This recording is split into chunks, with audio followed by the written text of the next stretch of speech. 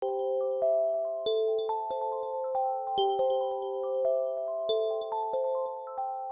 morning.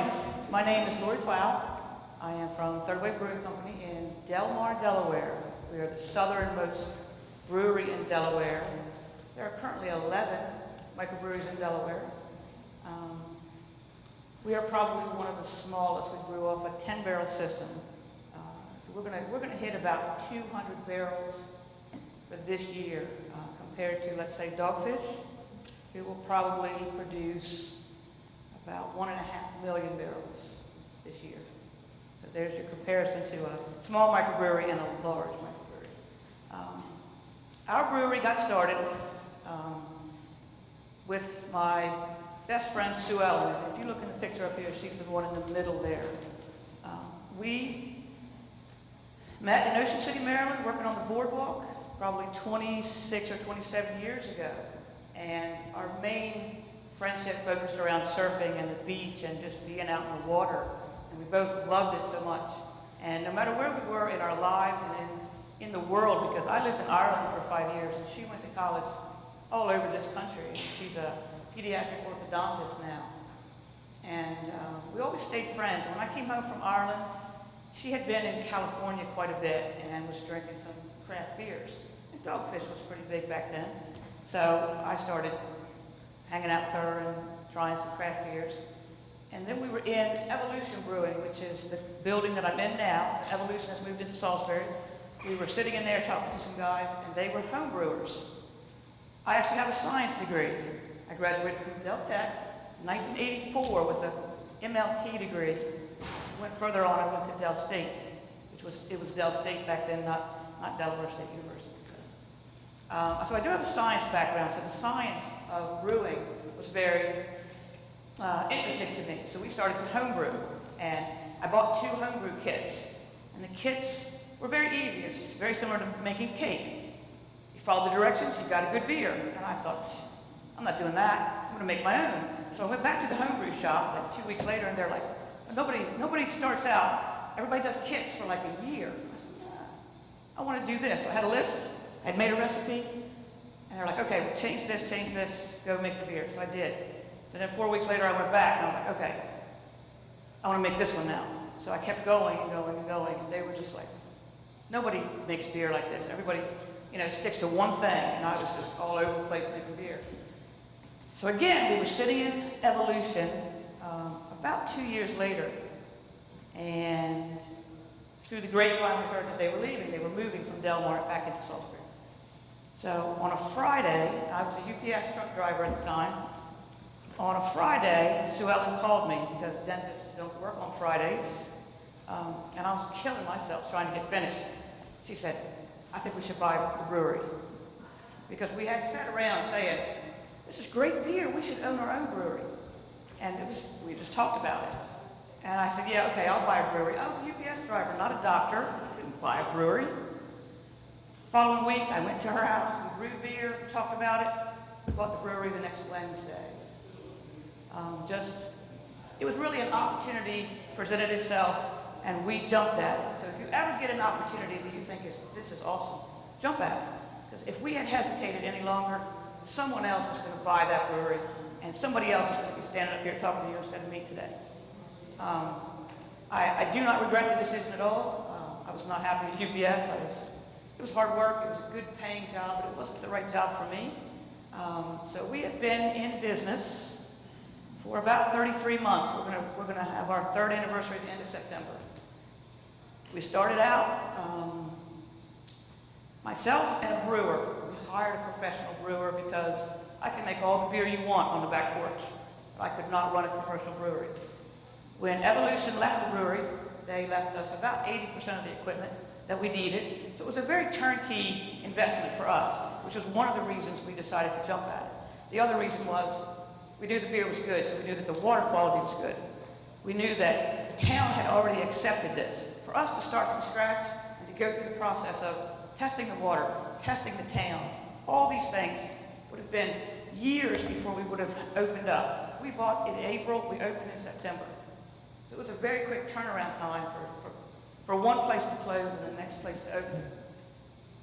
We hired a brewer, and for the first 3 months, it was him and I brewing the beer, doing everything. I had some volunteers, I had friends coming in and help us bartend on the weekends and things. In January, I went to the homebrew shop and stole one of the homebrew workers, who now is a full-time brewer for me. Homebrew shop wasn't real happy, but he's a great guy. He's a very knowledgeable beer guy. He's loving his job now. So they then hired someone else to replace him. He was part-time there anyway.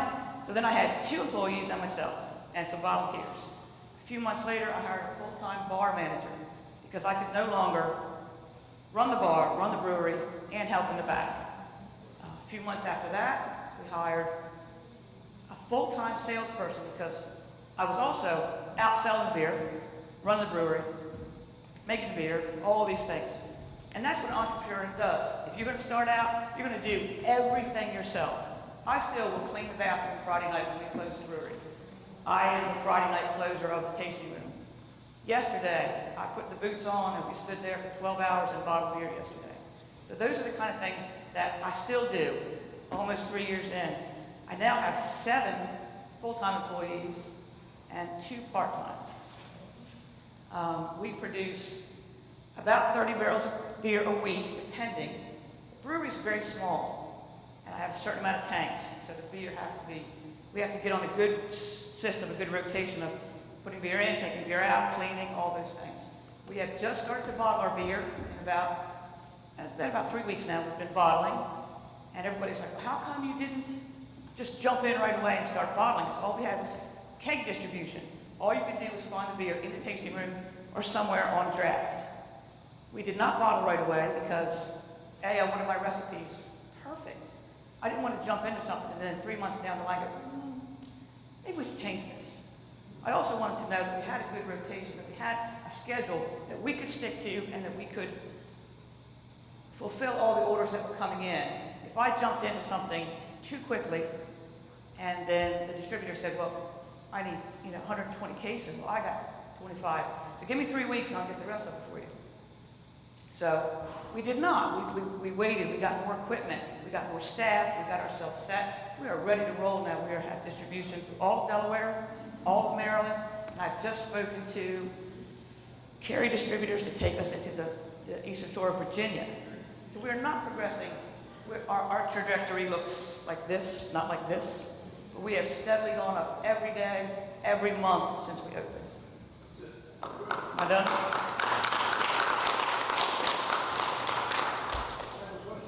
Okay. Did she bring samples? I didn't think I was allowed to bring samples, sorry. He's kidding, but in reality, we really do like samples. But there's another thing that we have to do with our presentations is if you have a question, you have to wait for the microphone because that's part and parcel of the videotaping. So now it's open for questions of the brew. Okay, Barbara.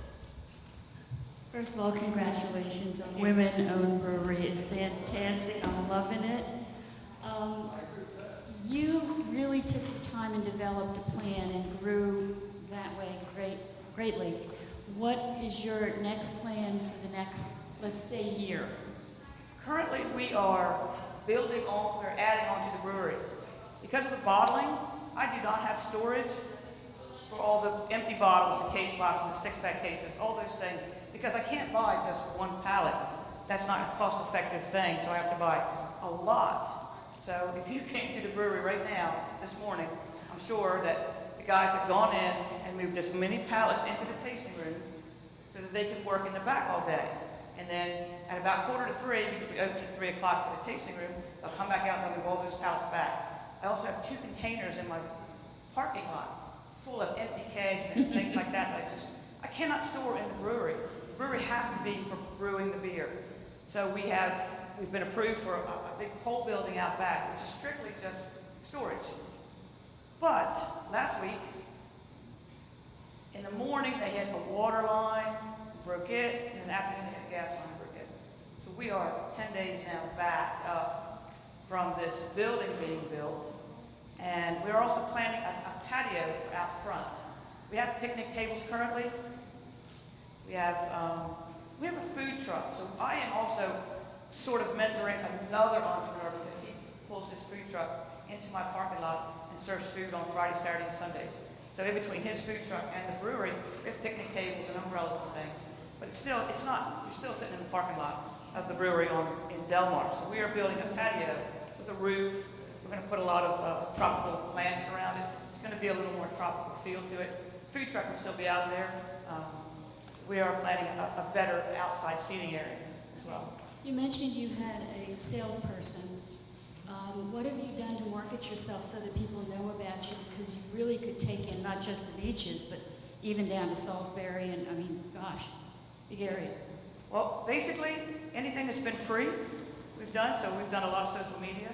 And a lot of marketing has been us, just my group, going out. If I go out somewhere and my beer's on tap, I will buy around with the people that are sitting there. We do a lot of what's called a pint night. You go to a restaurant and they're featuring my beer. We'll go, 2 or 3 of us, and if we see you have one of my pint glasses on your table, we'll go up and say, would you mind if I talk to you about the beer? So that's a marketing tool as well. We do as many beer events as we can. There's a beer event every weekend if you really wanted to go to one. So we do a lot of that. We spend a lot of our time out. Like I work 7 days a week. One of my sales guys works just about 7 days a week as well. And I have a lot of volunteers that will go out. And my mother, who does not drink beer, goes to a restaurant. Do you have any third wave? And they'll say no, so watch some water. So she's a marketing tool as well. But we ask for it wherever we go out. We've done some newspaper ads. We've done some magazine ads. And we do have a commercial on the beach TV station. But other than that, we have to put a lot of money into marketing because we're putting all our money into the brewery and into the recipes and into the ingredients and things that I want a good product before I go out and spend a lot of money on marketing. Another question, if I may. I like to always go to economic questions, if I may. Only answer what you care to.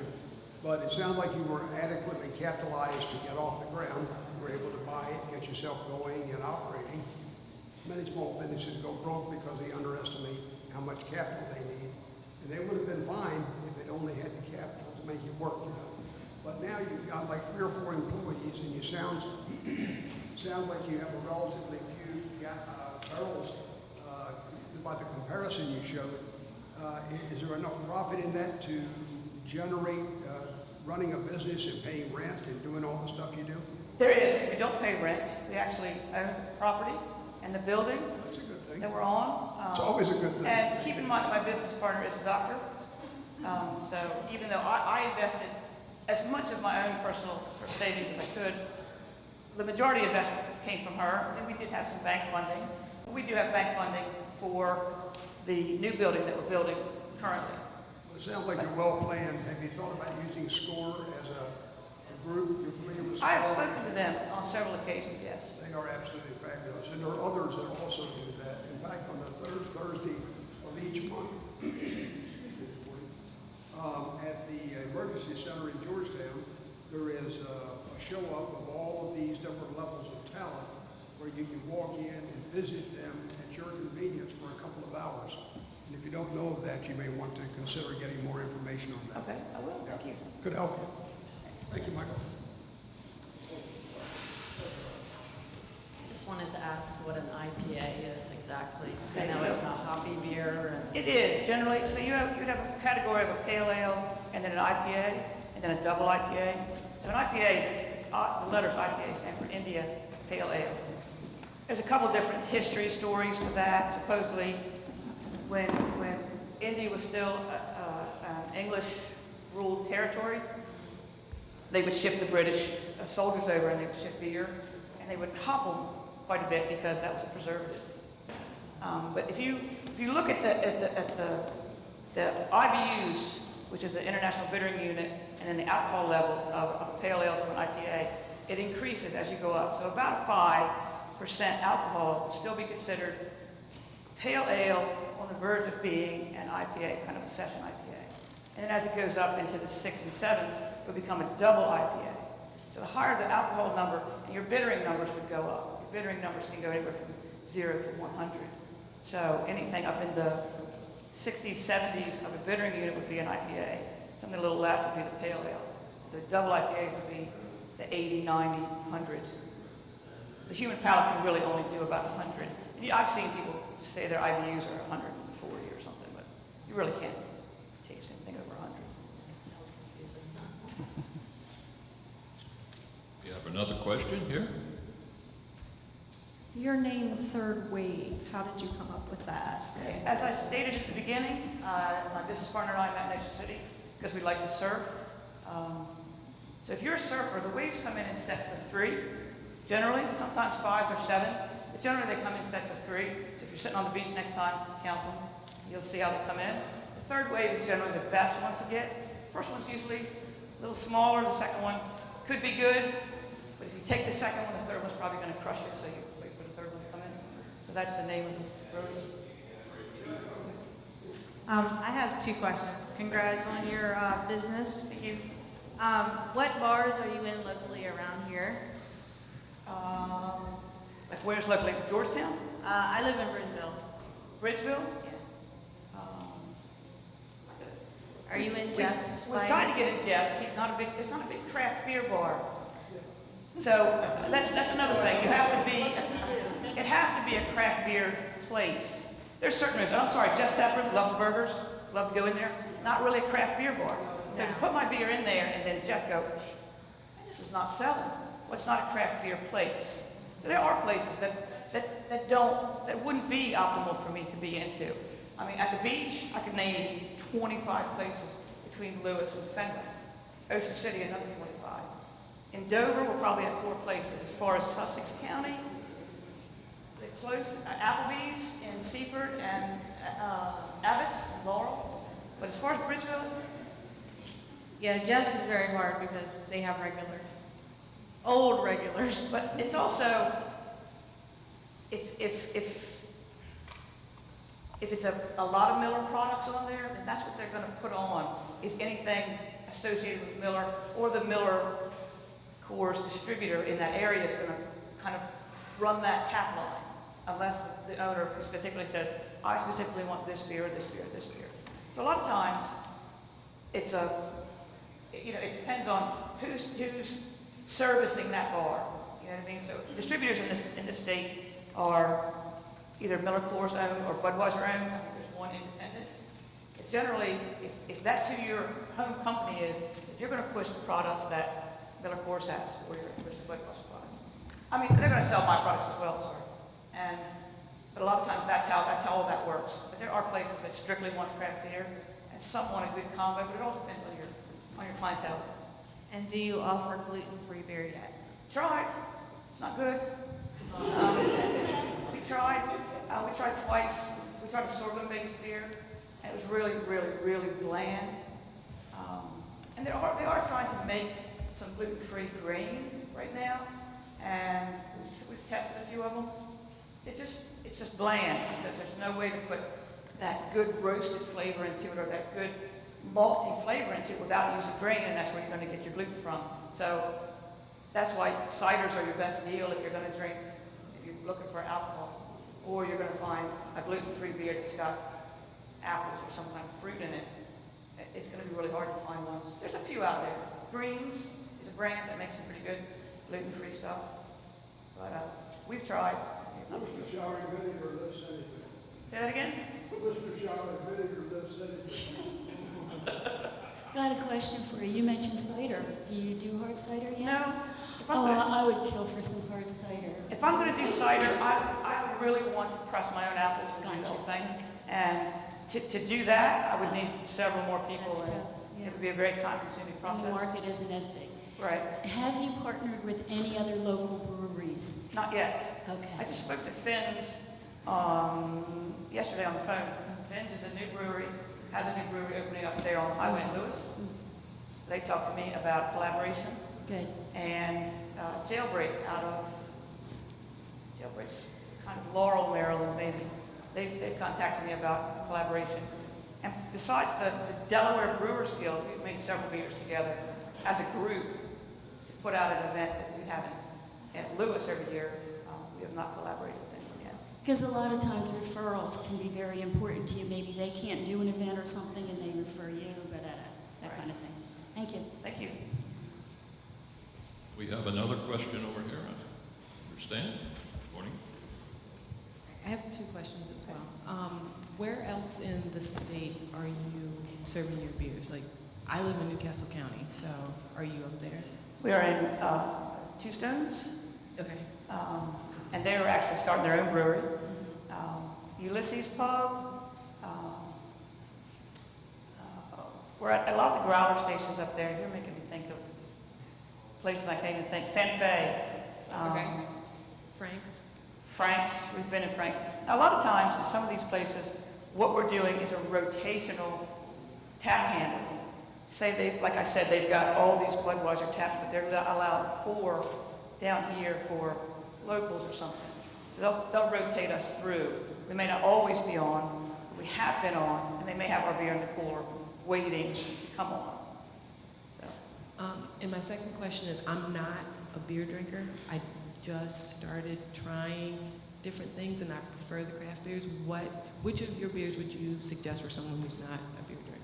so I make, on my board at the brewery, every day we have 14 different beers. So I make an IPA, a single IPA, a double IPA, a pale ale. I've got an apricot wheat on right now. Light, little fruity, great spring summer beer. You might like that one. You could try the pale ale because it's not real hoppy. I have a honey ginger cream ale. Might like that one. But I also have a porter, and I have some sour beers on right now. I have an orange wheat that we did as a benefit. A group called the East Coast Minis approached me 2 years ago and said that one of their members had just passed away from pancreatic cancer, and they wanted to do a cruise in at the brewery and wanted to know if we could make a beer and raise some money. I said, sure. So I said, here's the deal. You come in with us, make the beer. So 2 of the guys came in, spent the day with us, made the beer. And it's called Gibson. And every other beer in my brewery has a beach name except for the Gibson, because that's the guy that passed away. So we do that benefit every year. We're actually having a cruise in this Saturday's coming up to raise some more money for pancreatic. And we gave some money to Chris Gibson's family and stuff. But so you might like that one. But if you're going to go out to a craft beer place or a brewery, ask for a sample. Do you know what I mean? And we do flights of 4. Some do 3s and 5s and 6s. And they're little 3 or 4 ounce. And just start tasting and see what you like. You might surprise yourself. You might like an IPA once you learn about them and start drinking them. But you might also gravitate towards the fruitier ones. I don't know. But so just go out and try some stuff. Try the lighter, the lower alcohol, and the lower IBU beers to start, and then go from there. And do you plan to, you said you do a lot of beer events. Do you plan to go to the Taste of DC? I can't go to DC yet. We're in Maryland, but we're not into DC just yet. Okay. So unless I'm registered to have beer in Maryland, DC, I can't go there yet. Hopefully next year. Okay, we have time for at least one last question, and then I have one last question. Great, thank you. I'm well familiar with where you're located in Delaware. The previous owner purchased the property when it was a supermarket. You remember? I don't know if you remember that. I don't remember the supermarket. Okay, great. Was it Evolution, the name? Evolution. Evolution. Yes. Okay, so Evolution, after several years, decided to move to Salisbury. Yes. Mhm. And you purchased a portion of their equipment, about 80% of About their 80%, equipment. yes. Why did they leave? And I'm sitting here thinking about marketing and sales increase or decrease. And then you took the property and you're doing a somewhat what they were doing. Okay. So why did they leave, number one? And did you have a conversation with them about their sales before you took over that property? And I know that the footage there is limited, like you said, you wanted to put up the building in the back, but your parking lot is basically your portion of the majority portion of your business. Yes. So if you build on that in the parking lot, where would people park? Because it is limited there. And I think, so that's one question. Lots of questions. I think, and I really want to know, when you purchase from them, did you have conversation with them and what you're doing differently than they did to keep sustainability and retention? Okay.